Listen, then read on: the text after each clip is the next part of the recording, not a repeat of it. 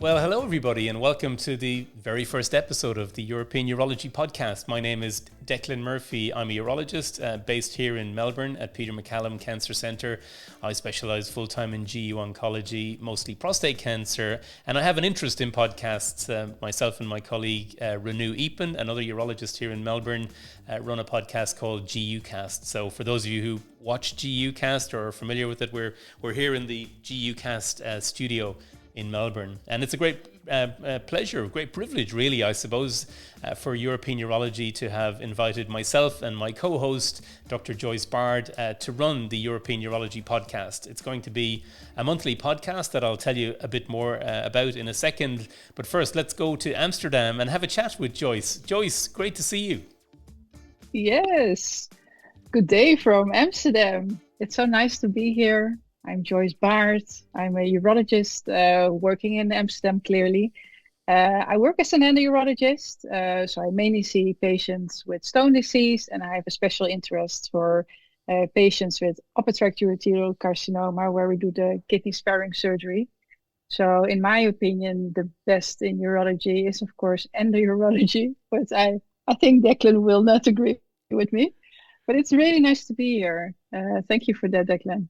Yeah, and I think that's part of the fun, isn't it? We're going to have and that's part of the joy of urology, isn't it? There's so much in urology: cancer, non-cancer, kidneys, testes, bladder, all sorts. So everything. We'll try and cover the breadth of that, but that's the idea, having two hosts who have different interests. We're based in totally different parts of the world, but we do hope it'll be fun. I'm looking forward to it, Joyce. Joyce, let me ask you, do you listen to podcasts? Are you a podcast person? Well, if I have to be very honest, when you asked me to co-host this podcast, I think I've listened to 2 or 3 podcasts, but then of course I looked at some episodes of the GeoCast, which are fantastic, and you have a great studio. It's so professional. So no, I don't have a lot of experience with podcasts. Well, there you go. It's I never listened to a podcast until shortly before COVID, but now I find podcasts really interesting. And those of you out there who do listen to podcasts, we'd love to hear from you, because podcasts are a very evolving, fluid medium, and we would love to hear what you want to hear and see on the European Urology podcast. I enjoy urology type podcasts, but I enjoy politics podcasts. I enjoy rugby podcasts, other genres that are really popular, like true crime podcasts and so on. I don't particularly listen to, but the format's really popular, Joyce. So when people are commuting to work, you can have them in your AirPods if you're running or on the bike. So easy. Yeah, it's so easy. And now cars can AirPlay, so people don't want to listen to the radio. You can select 1 or 2 podcasts to listen to. So we're hoping very much that people who are interested in the field of urology might enjoy listening to the European Urology podcast. So that's our plug. Please do subscribe on Apple, Spotify, Google, YouTube, wherever you like to get your podcasts.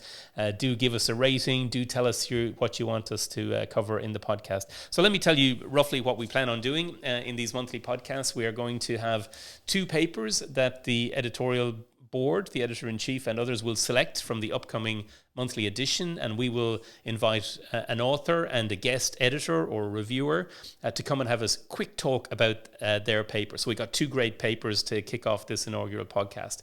And then we have a segment where one of our senior trainees from around Europe, or perhaps beyond Europe, will have a look at what else is going on in European urology this month. So it's not just going to be about the 2 papers that feature in the podcast. We'll have a quick look around what else caught his or her eye in the podcast this month. And this month we have Dr Nikita Bhatt, who will be joining us later on.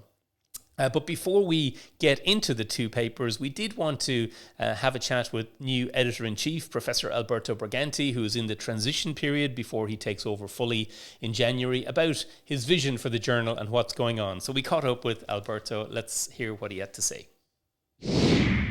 So Alberto, well, thank you very much for joining us on the inaugural episode of European Urology podcast. Thank you for joining us. Thank you, great Declan, so much. And thank you again for leading this great initiative of European Urology podcast that you actually have launched together with Joyce and the entire team. So thank you so much for creating this new way to disseminate the contents of the journal. Yeah, look, and myself and Joyce are having fun already. It's been great fun putting together these podcasts, and yeah, we hope people enjoy it. And I understand we're actually interrupting your vacation because where are you? You're in the Italian Alps or somewhere. You know, left the family, and you've decided to join the podcast from where are you? Yes. Yeah, I am in the Alps indeed. So it's the Italian part of the Alps, and hiking a bit for the rest of the week, and then I will get back to work. Fantastic. And by the way, folks, that's a message you hear from these editors-in-chief of European Urology. I know from listening to Montorsi and Cato talk about triaging papers on Christmas Day and all that sort of stuff. So even Briganti's on holidays in the Alps, but he's supporting the podcast by dialing in. So thank you, Alberto. But Joyce, I'll kick over to you. We've got a few minutes with Alberto before we talk about the papers to sort of talk about his new role, I suppose, and his vision. Yeah. So, Alberto, are there specific things you're looking forward to or things you have in mind to change in the journal? Yeah, so thank you so much for this question. So what I have had and I have in mind to do is to improve some ways to disseminate science as we are doing today together.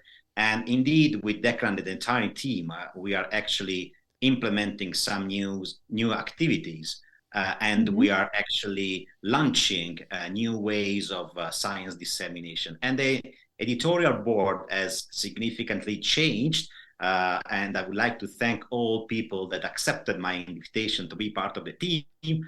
And we actually have an entire worldwide recognized experts in the field, and I'm trying to be as much inclusive as possible.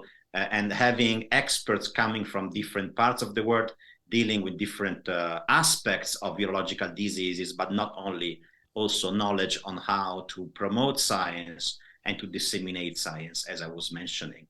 So let me thank all the members of the new editorial board team. And I would like to thank Martin Albersen and Sarah Psutka, who decided to stay with us as associate editors. And I would like to thank Gianluca Giannarini, Brian Chepin, and Laura Bucavina, and all the people that accepted my invitation indeed to join the board. Let me thank again Declan and yourself to coordinate these social media activities so efficiently, and also our surgery motion editors were Ruben de Groot and Nina Harke, who decided and accepted kindly my invitation. So the team is growing, and we also have two other associate editors like Sumanta Pal as medical oncologist and Amar Kishan as radiation therapist. Wow, it's a whole new team. Global team, isn't it, Joyce? All these people are from all over the world. I suppose that's the ambition that the journal has shown in the last few years with the highest impact factor in urology. But that's a very global team. It's a very multidisciplinary team, and yeah, we're very much looking forward to working with you, Alberto, and to try and get some even better content out to our audience. Yes, indeed. One of the main endpoints of the journal still remains the capability to attract the best science possible. And we are offering also new formats of different papers that are trying to summarize in a more concise way the different novelties in different fields of genitourinary diseases. And we are also implementing some interactions with other sections of the EAU, like the guidelines or of the European School of Urology. So there are different and several activities that are going on nowadays with this new European Urology. Fantastic. And a last question for you from me before I ask Joyce, as she more questions, is there's quite a big family in European Urology publishing now. We have the European Urology Journal, European Urology Oncology, where you've just come from, European Urology Focus, European Urology Open Science. Can you tell us, how does it all fit together? Do you all work together in trying to have dedicated content for each journal? Or is there a bit of competition between the editors, I should ask? No, this is a great point, Declan, indeed, because the platform that the EAU has created with regards to journals is unique. And you need to consider that, for example, European Urology, European Urology Oncology, and Focus are in the top 5 or 10 in terms of impact factors among all urological papers in journals. So I think that is really unique. And the way the interaction is done now is very friendly and going very smoothly. There is no competitions among editors. It's a tight collaboration. And as you know, many papers that are submitted to us are given the possibility to be submitted or to be transferred to other journals like Oncology, Focus, and Open Science. So it's a real family of journals. It's a true platform in which we're trying to maximize the capability to receive the best possible science without specific or without any conflict or competition, but rather collaboration among all editors and teams. Fantastic. Joyce, have you any other questions for our great editor-in-chief before we kick on with our highlight papers? Our new master and commander. So is there, if you think of it, do you have one main vision or goal for the journal for the upcoming years? Well, the main goal I have is to have the ability to expand the readership beyond the urological community. So to become even wider in terms of dissemination and to have the possibility to reach different stakeholders. So we are not living in an era where we should approach only urologists in general, but rather the medical community in general. And I think this is key because the journal will not be longer measured about impact factor or other kind of metrics, but rather, I believe, the impact on practice and on audiences with other metrics that will take place. Good. Wonderful. Thank you so much. Thank you, Alberto. We're going to invite Alberto back in a few minutes to discuss one of our 2 highlight papers. But before we do, we'll catch up with my colleague at Peter Mac, Associate Professor Shankar Siva, and Dr Raquib to discuss the first highlight paper we have on this month's European Urology podcast.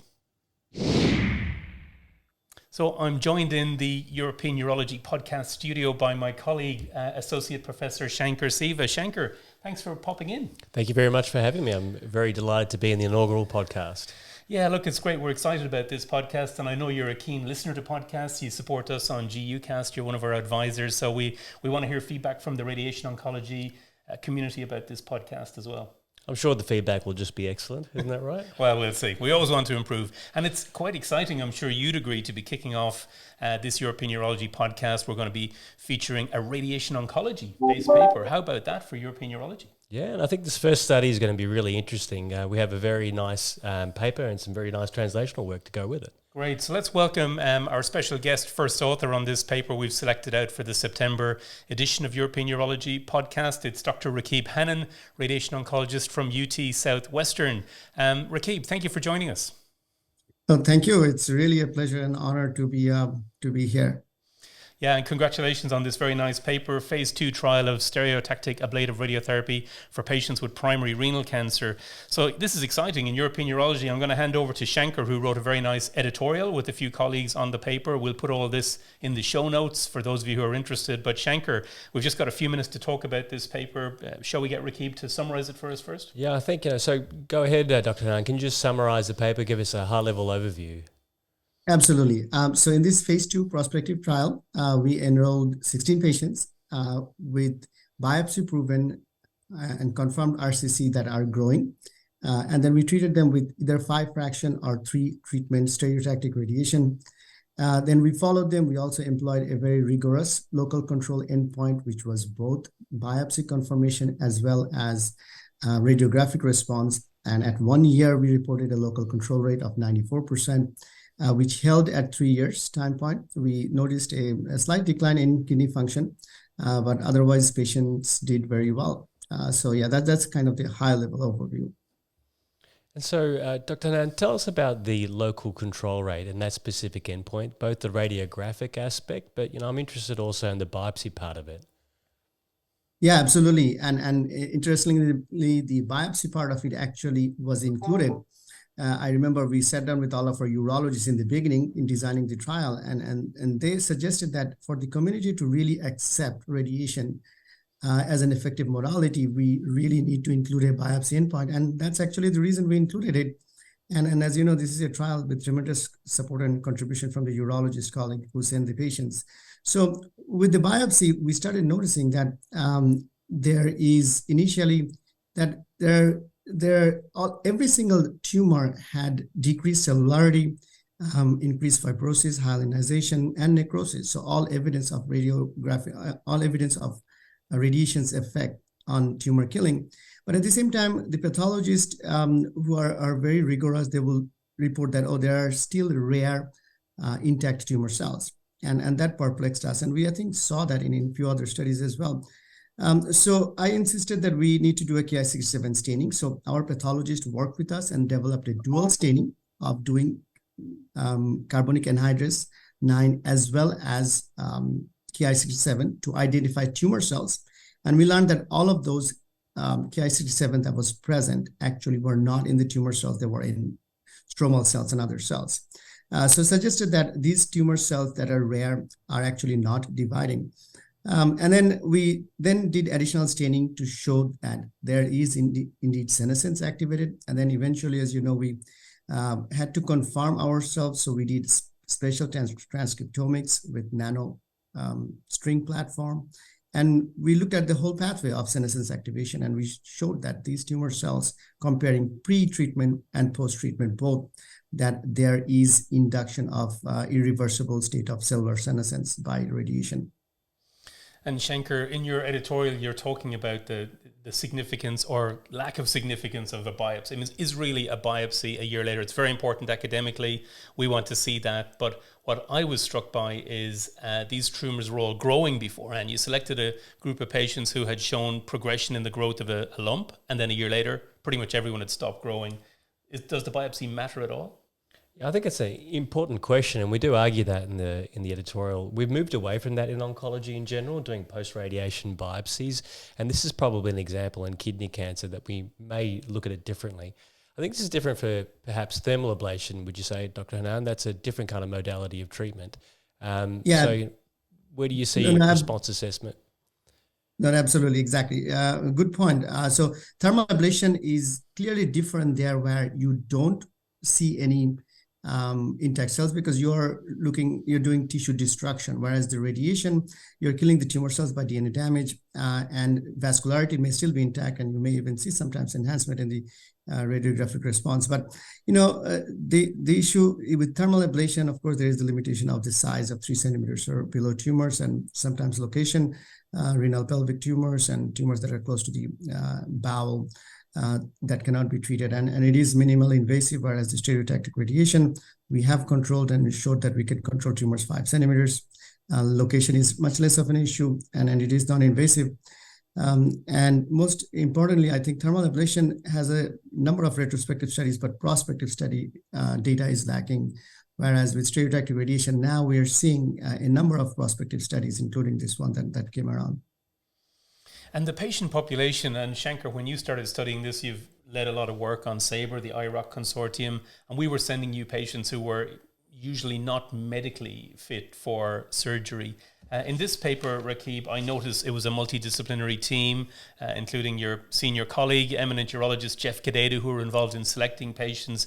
And you comment that they were all potentially surgically resectable. It wasn't because they were medically inoperable.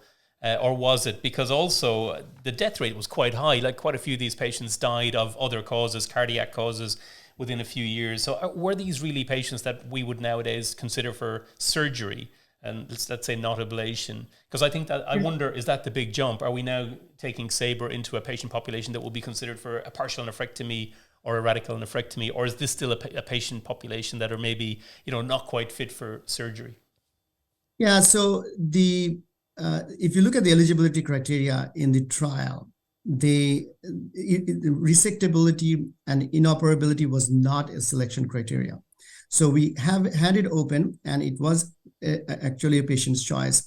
But at the end of the day, still, the patients that was referred to us were mostly patients that were not ideal candidates for surgery. But that being said, there were certainly patients in there that completely was healthy and had a choice, and then they chose to try stereotactic radiation, and particularly because with stereotactic radiation, we don't know the salvage surgery will be a problem or not. And so far, the experience we have, and we have a few other trials where surgery is being done right after radiation, and they are okay. With focused radiation like stereotactic radiation, maybe fibrosis will not be that much of an issue, and salvage surgery may still be an option. So overall, I think we still need a lot more data, and Shankar is doing a lot of work here with the IROC registry, with the prospective registry that will eventually give us multi-center long-term data. But I think I agree with you that you could discuss this as an option at this time, along with surgery. And so, Raquib, it's a nice controversial point to put there, but just to finish off this conversation, then can I ask, where do you see the future? Where does Sabre head in the primary kidney cancer setting? That's a very good question. So one thing I already mentioned, that the future is one for us to get additional data, which is what you're doing with the IROC registry. Also, a few other places where we think stereotactic radiation in the localized setting can be applicable. One of them is we are investigating its application in IVC tumor thrombus, which, as you know, is a grave complication of kidney cancer that is difficult for both the surgeons and the patients to tackle. Sometimes these IVC thrombosis are going all the way to the atria. Sometimes they're invading the IVC wall, leaving positive margins and local recurrences. So we really think we can improve that by integrating stereotactic radiation either before or after surgery. And we have a phase 2 trial going on that. Other places where, there is significant immune modulatory properties of stereotactic radiation that we know exists from credible preclinical data. And clinical data is ongoing, and you're aware of trials. You're doing the Napster trial, combining the pembrolizumab in the adjuvant setting, the cytoshrink and the Samurai is combining it in the cytoreductive setting in combination with immune checkpoint inhibitors. I think these are all going to be revealing trials that may bring in additional indication of stereotactic radiation in the management of primary locally advanced kidney cancer. Well, there you go. It's kind of mainstream. And we did a GU cast on this topic a few months ago, Raquib, where I was recounting, not that long ago, where we all considered renal cancer to be radio resistant. But Sabre has changed that. It's a totally different approach, isn't it? So I think those of us who have a conventional view that renal cancer is radio resistant have to accept, actually, there's really, really good data that Sabre is a totally different ballgame. So we welcome this very nice paper. Congratulations to you and your colleague, and indeed to you, Shankar, for all the nice work you do on this area. Congrats, Raquib. Thanks for having us. Fantastic. We'll wrap up our first paper and move on with the rest of the podcast. So that was a great first paper for us to highlight in the European Urology podcast. For our second paper, Joyce caught up with Andy Armstrong and Alberto Briganti to talk about a very nice randomized trial which has been updated in European Urology just this month. So it's time to move on to our next article. And it's my pleasure to welcome Professor Dr. Andrew Armstrong. He's a medical oncologist from the Duke's Cancer Center. And he's here to talk about the latest publication on the post-hoc analysis of the ARCHES trial. So good morning to you, Andrew. Good morning, Joyce. Thanks for inviting me. Nice to have you here. It's an early meeting for you, I know. So really nice to have you here to discuss your latest publication, and congratulations on that, of course. And I will discuss the paper with you together with Alberto. So the ARCHES trial, the first publication was in 2019. And there's a lot going on in the field of prostate cancer. There are a lot of new techniques, medication, treatment strategies. And for me, as an urologist, I don't see prostate cancer patients. Sometimes it's hard to keep track, to stay updated in the field.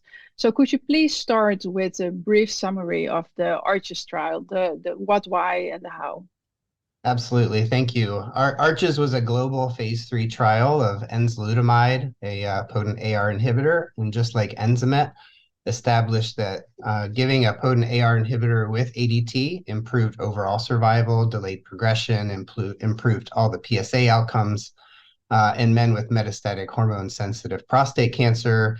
And it mirrored many of the results from the Titan, Latitude, Stampede studies showing that combined therapy with treatment intensification, early AR inhibition provided greater benefits than waiting for castration resistance. And that has led to regulatory approvals, all over the world for abiraterone, apalutamide, and enzalutamide. And we've even moved even closer with triple therapy, intensive therapy with docetaxel based on some more recent data sets. But in this study, we focused on a subgroup called oligometastatic disease, oligo meaning few, and with standard conventional imaging, we chose, 5 or fewer metastatic sites, largely to look at this group of patients with classic low volume disease, because there's largely been two schools of thought about how to treat these patients.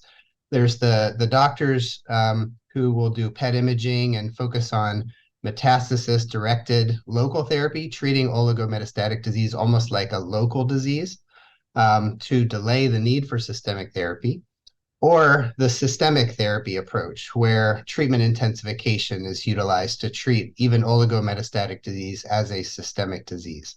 And so we did a post hoc analysis of the ARCHES study, looking at the pattern of spread, the number of metastatic sites, and whether there were benefits even down to patients with just a single metastatic site. Very interesting. I think Alberto is also with a specialized in prostate cancer. I'm sure you have a lot of questions on this study.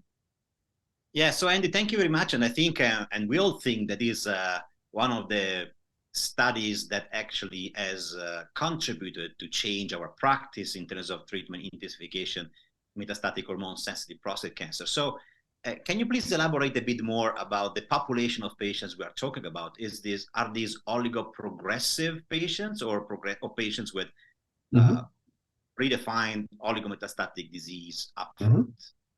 Yeah, so ARCHES patients comprise a fairly heterogeneous real-world population globally, where about 60 to 70% are de novo, meaning synchronous metastatic disease, about half of whom are oligometastatic, half are polymetastatic, and then about a third are what we call metachronous, or they've had their radical prostatectomy or radiation, then they've relapsed.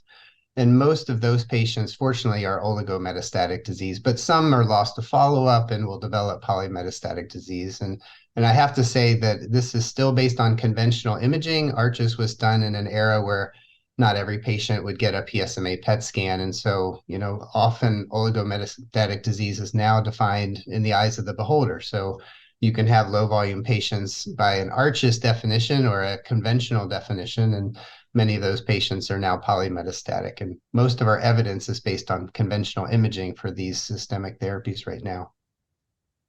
And I think that the data are quite compelling in the sense they are all showing that the early treatment intensification is beneficial for most of these patients, as you were showing, in a way, regardless of the volume metastatic sites. So one thing which I think is a burning question for all urologists and radiation therapists, but medical oncology as well, is how to include metastasis-directed therapy in this pathway.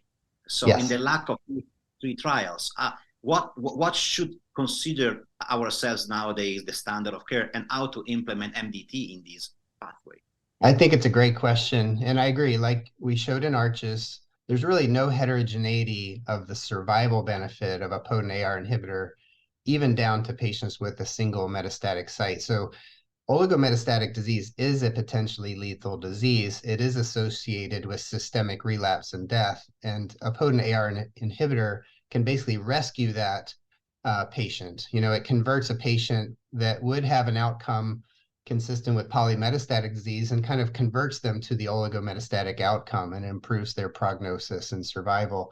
But there is a goal of many patients and doctors to stop this systemic therapy, not to use it necessarily forever, but to perhaps use metastasis-directed therapy in conjunction perhaps with the best systemic therapy to eventually stop therapy. And we've seen data from STOMP and ORIOL and EXTEND where metastasis-directed therapy can at least delay systemic therapy and delay the need for ADT. But without level 1 evidence, we don't have a survival benefit for those approaches, but we do with systemic therapy. And so I think in the future, we will be looking at combining these approaches, using a potent AR inhibitor to control the systemic disease, to sensitize to radiotherapy, for example, and to engage with PET-directed radiotherapy to perhaps get the patient into complete remission and eventually stop or approach the patient like we do now with intermittent therapy. But right now we have pretty strong evidence that this is a life-prolonging approach. So in order to build upon that, we should be doing trials to examine the benefits of metastasis-directed radiotherapy, for example, like in the STAMPEDE current arms that they're examining. And I think these data of treatment intensifications also may also raise some important questions about the length of use of these treatment approaches. Indeed, do you foresee, as you were mentioning, in the future the use of intensification therapies for actually shorter period, or even in the intermittent way, in the lack of data as we know nowadays? But do you foresee something like this in the future? Yeah, I would say if you look at the EMBARK data, which is not yet published but was presented at the AUA, a short but intensive period, like in the EMBARK trial, where patients received 9 months of ADT-ENZA, had a significant improvement in metastasis-free survival, a suggestion of improved survival, a prolonged period off therapy where they could enjoy quality of life. And while that would not be a curative approach, it can still offer patients a treatment-free interval. I think it would be nice to marry the two concepts of a prolonged treatment-free interval, but doing something with the systemic therapy like metastasis-directed therapy. Even EMBARK did not include PSMA PET scans, so did not offer the patient a chance to really have a durable progression-free survival off therapy with metastasis-directed radiotherapy. So I think we're seeing that with localized high-risk prostate cancer, where a 2-year period of treatment with radiotherapy, like with abiraterone, with Enza-Rad, with the Atlas study, all will be coming out shortly, looking at very intense but short periods of time to prevent the long-term needs for these systemic therapies later to really improve cure rates.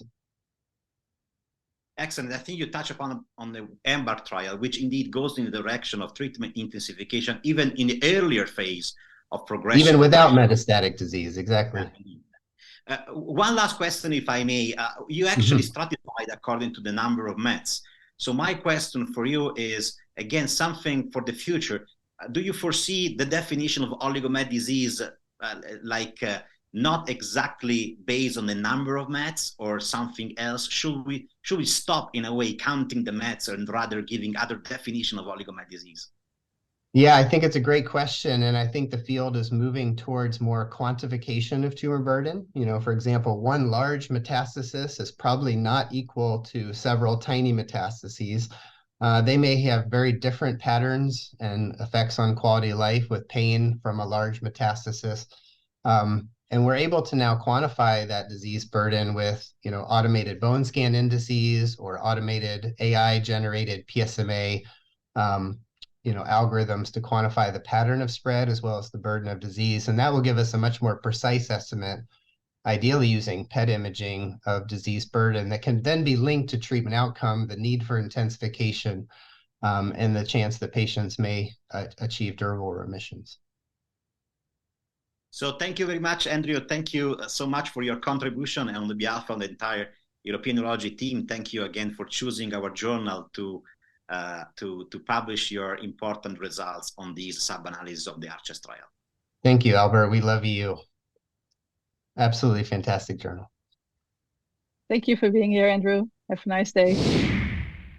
So now we've got another little segment on the podcast, which I'm really excited about, because we've featured 2 big papers that caught our eye. But of course, there's lots more going on in the journal. So we have another segment, which is what else caught our eye in the journal, but not what caught our eye. We are having one of our senior trainees from the UK, Dr Nikita Bhatt, who we've asked to have a look at the rest of the September edition to see what caught her eye.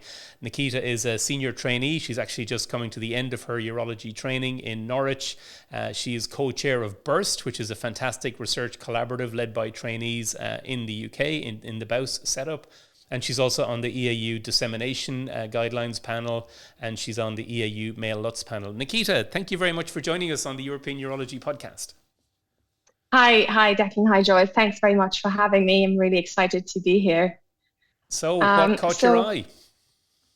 I'm going to jump straight into it. It's a great issue, but I picked up 3 quite different articles, and I hope everyone will be interested in reading them further.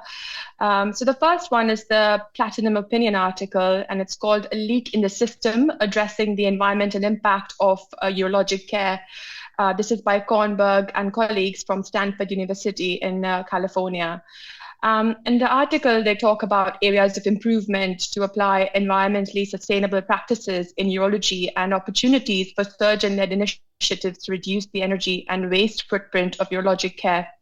This is, of course, very topical, and I think it's a must-read for all urologists, as the environmental impact of what we do is something we are getting more and more conscious of now.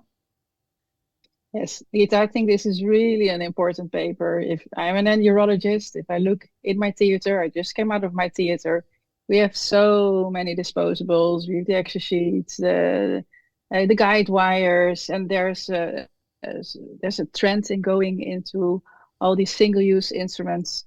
And if you look at the waste we produce after one ureteroscopy procedure, which takes an hour, they're full bags. So I think this is really an important paper. And we as urologists, we need to think about this, and we need to think of ways and how to work better for the environment. So I think this is a really nice paper you've picked for this session. Yeah, absolutely. So what other papers do you have?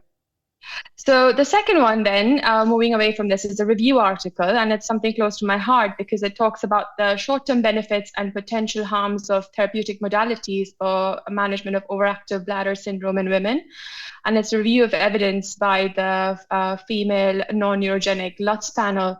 And as you know, European Urology does great review articles. I'm of course biased, and the EAU guidelines have provided a really succinct summary of OAB management, and it's I would say a must-read for anyone managing OAB patients. Great for trainees coming up to the exam, or want to just review the current techniques of management for overactive bladder. Yeah, exactly. This is, I think, quite a challenging patient group, these patients with overactive bladder symptoms. And the article gives a really nice overview of things to do really stepwise. And as you said, also as trainees, this is a really nice article to read. Absolutely. So finally, going on to my third article, this is a Platinum Priority original article, and it has an editorial comment as well, and it's called "The Long-Term Risks of Depression and Suicide Among Men with Prostate Cancer." It's a national cohort study by Casey Crump and colleagues, and it's based from the US and Sweden. And they basically compared over 180,000 men diagnosed with prostate cancer with an age-matched population-based control group in Sweden. And what they found was that high-risk prostate cancer was associated with substantially higher rates of major depression and death by suicide. And this persisted over 10 years after the prostate cancer diagnosis. So I think the results of this article are staggering, although not entirely unexpected. They're a reminder to be mindful of the psychosocial distress of the disease in patients with prostate cancer and our role in making sure that this is detected and treated early. This has certainly taught me something important that I'll take away for my practice, and I'm sure will do the same for all other urologists around the world. Yeah, staggering, as you say. And, there's a thought out there that the reason there is depression and suicide is related to treatment side effects. But I recall very distinctly one of the earliest patients that I was referred to me when I was a consultant back in the UK, back in London, Nikita. And he was referred in for advice about surgery or radiotherapy. But in fact, he was an active surveillance candidate, but he didn't turn up in the clinic.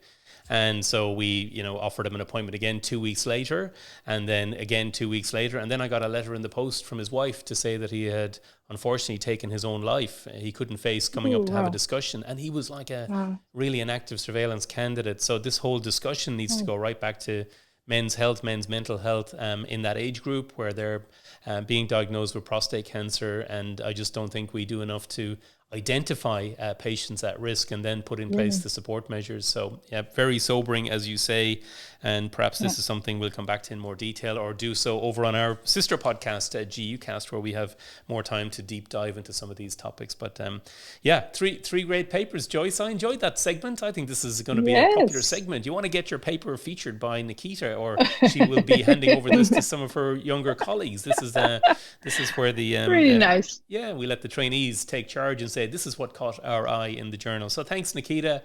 Great job. And yeah, again, congratulations. You're coming to the end of your training, and that's very exciting for you. We look forward to seeing you going on to greater things. Thank you so much. Thanks for having me. So that's all we have time for on this month's edition of the European Urology podcast. I do hope that you enjoyed it. Thanks very much to all our contributors for giving up their time. Joyce, over to you. Yes, thank you. I really enjoyed this. I don't have a lot of experience with podcasts, as I said, but I think this was great. So for me, it was a great experience. And for you as audience, I really hope you enjoyed it. And as Declan said earlier, if you have ideas, please let us know. Please subscribe to our channel, because I think this is really an easy way to get updated about all the latest science. We have a great journal. So it's an easy way to get updated about all the ins and outs. So make sure to subscribe. We're already busy with the next episode, so stay tuned, and we hope we will see you soon. Bye.